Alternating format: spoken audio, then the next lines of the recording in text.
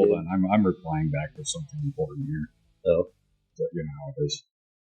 Importance is Come on, let's see if the co-host can carry the show for a few. Importance is relevant. Yeah, let's see if the co-host can carry the show for a few seconds while I text. The co-host can do it. Can the co-host do it? So, The Groose.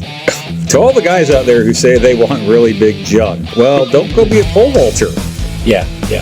You know, I mean, The co-host, better known as Rich. over that costume. That costume caused a lot of boys to hit puberty a lot faster. The Talking Groose, bringing you the less serious side of the news. Brought to you from the Rocket Courier Studios in Tempe, Arizona. Now, your host, The Groose. Well, we're back again a week later. How you doing, co-host? Other than these allergies, pretty good. The sniffometer will be in full force today in this episode.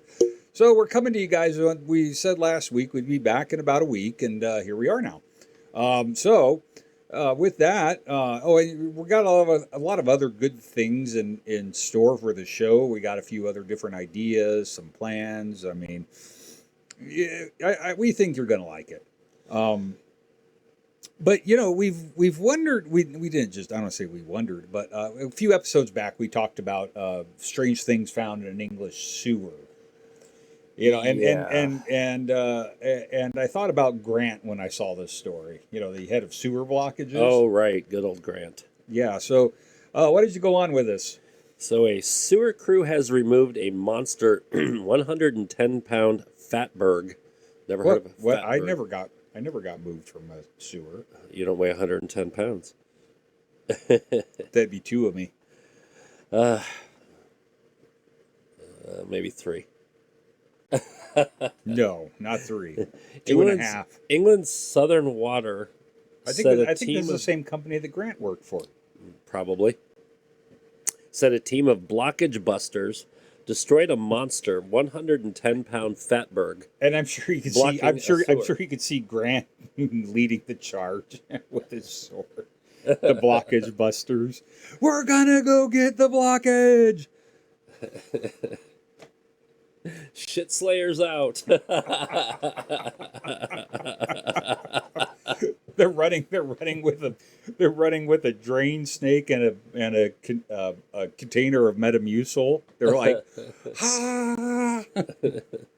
The company said in a news release that the crew responded to a report of a backed up sewer in Bishopric, Horsham, and arrived to find the blockage was a 110-pound fatberg, which is a solid mass of non-biodegradable solids mixed with oil, grease, and fats. Sounds yummy. One. Sewer blockages caused by wet wipes and other unflushables like sanitary products and nappies, combined with fat and nappies. Yeah, oil and grease from home cooking or food establishments are all too common. Sussex area sewer network manager Roger Williams said, "Must be a one of Grant's underlings." Yeah, exactly. One of his underlings. Fatbergs are the number one cause of pollution in our area. Fortunately, we arrived in time to destroy this monster. The fatberg slayers. Dun, dun, dun, dun. No, they didn't show up today. Oh, there we go.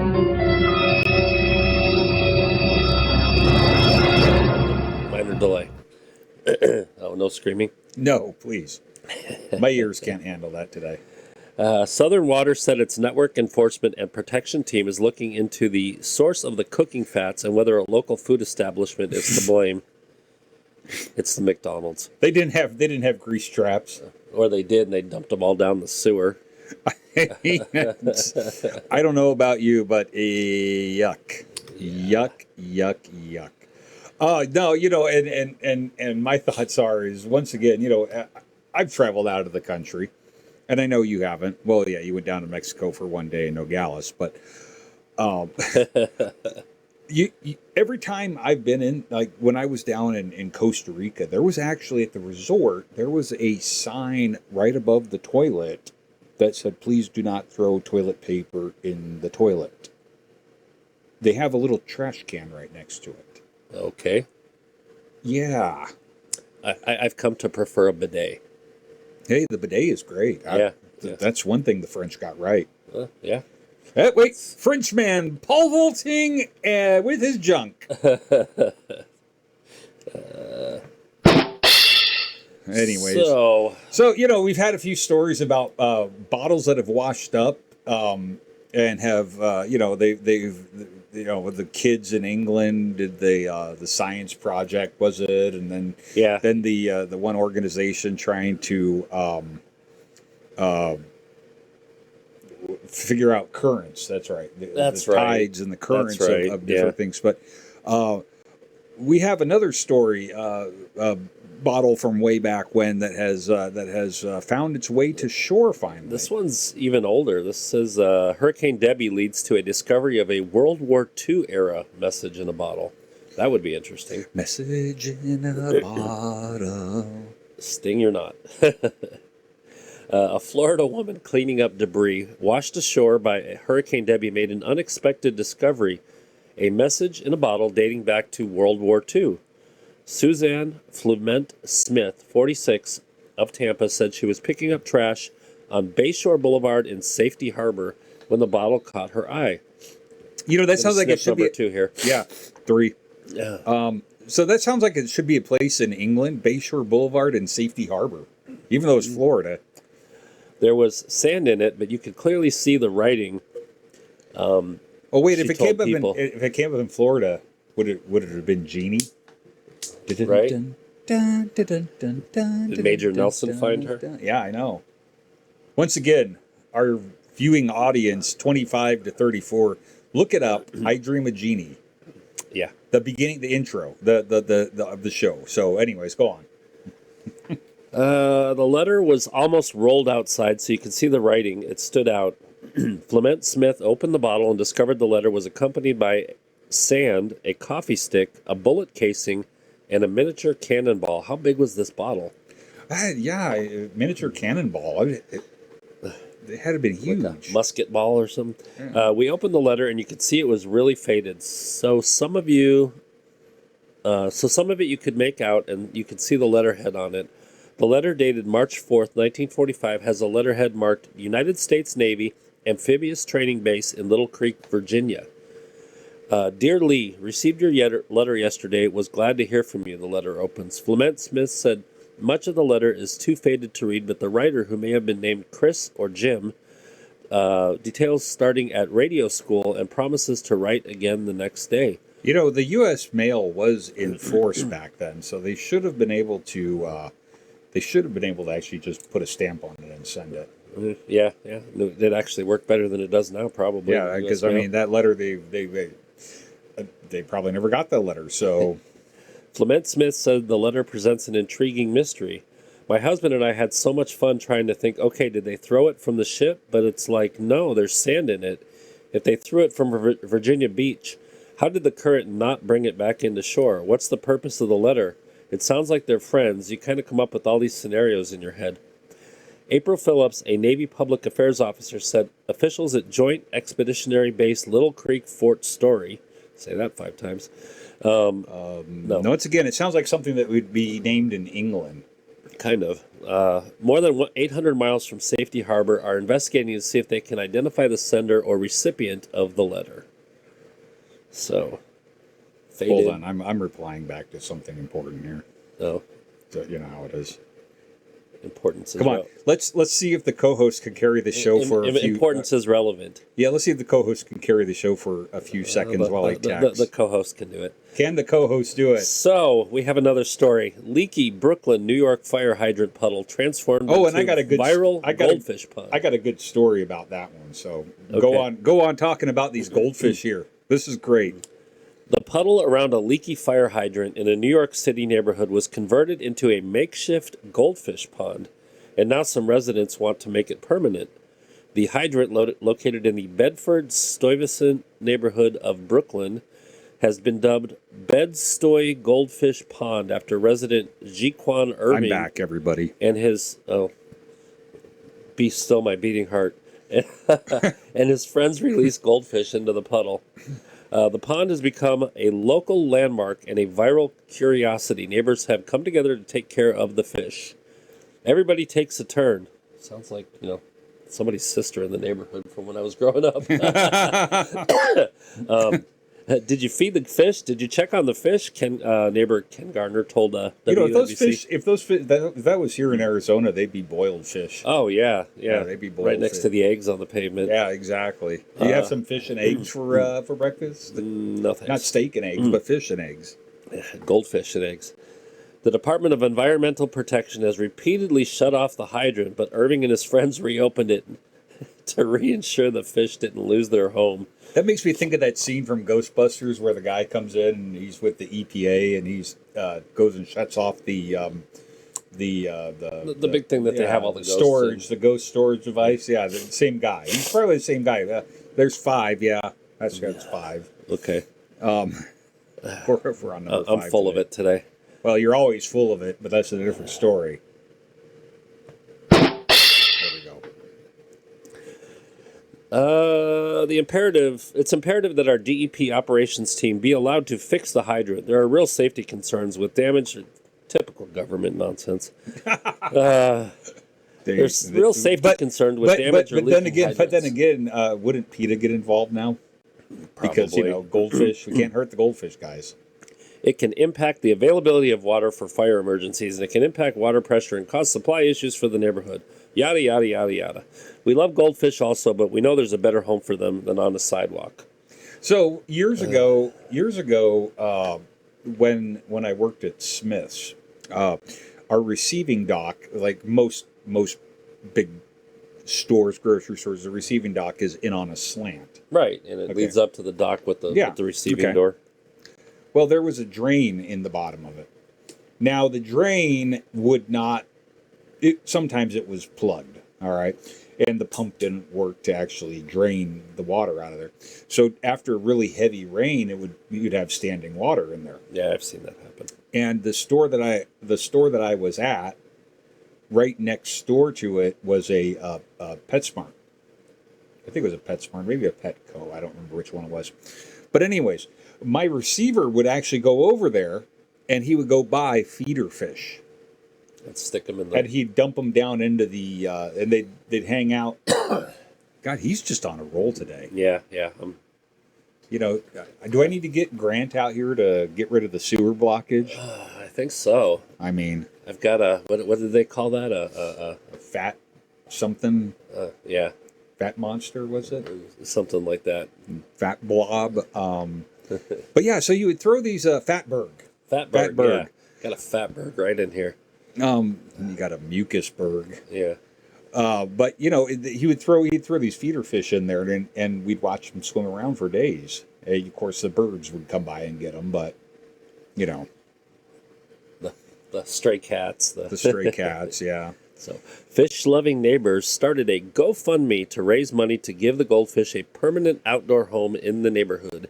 The crowdfunding page says the money will be used for fish food and a ventilation system to keep the water fish friendly year-round.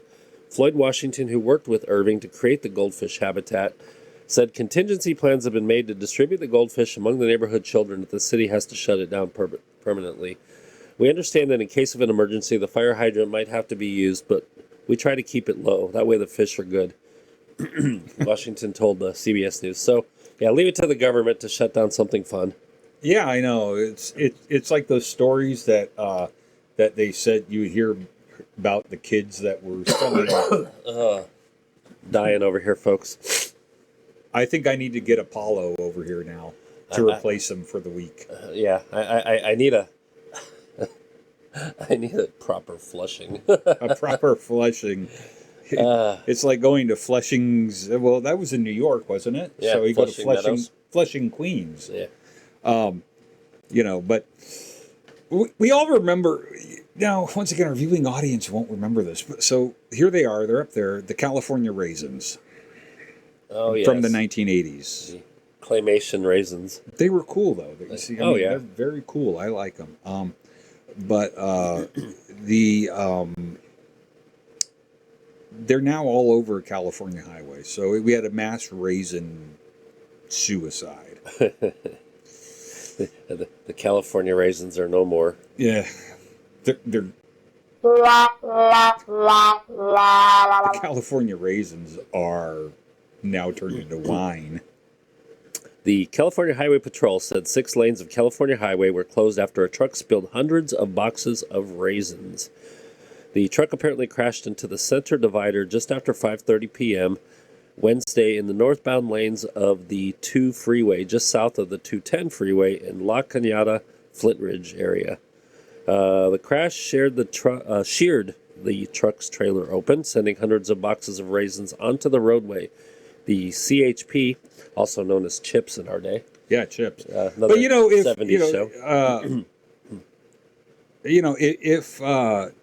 If Chips is what California Highway Patrol got called, would the Arizona Department of Public Safety be called Dips?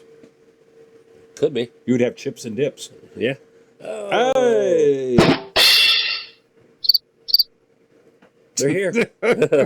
Hey, they showed up. They're on a roll. I mean, maybe I'll invite them to the Christmas party. Yeah. You know, I mean, 7, 8, 9. The CHP closed 6 lanes of the freeway while a cleanup operation commenced. 1 lane remained open in each direction. Oh, that had to be fun in California.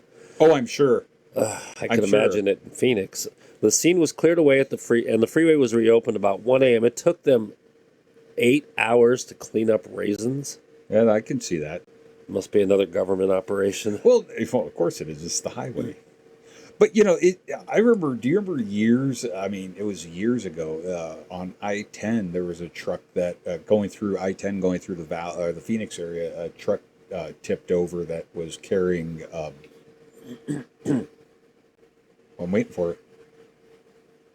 What? Waiting for it. There we go. Okay. That tipped over carrying gonna make me cough more. Anheuser-Busch products. There was and they had to close I-10 to mop up the beer. Beer would have made the highway all slippery, probably. Oh, I don't know. I would have been out there with a straw. Yeah, I mean, you know, the Kiss song "Lick It Up" comes comes to mind on that one. oh my God. Anyways, you know,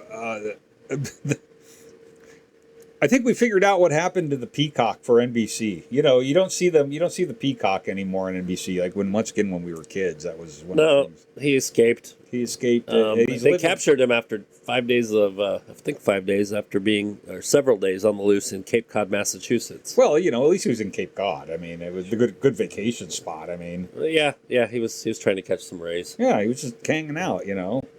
Anyways, go on with check what. out all the snooty former Democrat politician homes on the beach there. Harwich Animal Control said on social media that Pete, the peacock, was chased off his property Sunday and was repeatedly spotted in the Cahoon Lane area.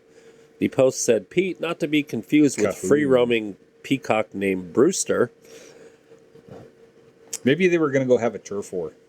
Yeah. Cockfight. Brewster, cockfight. No, yeah, well, yeah, good, Ben.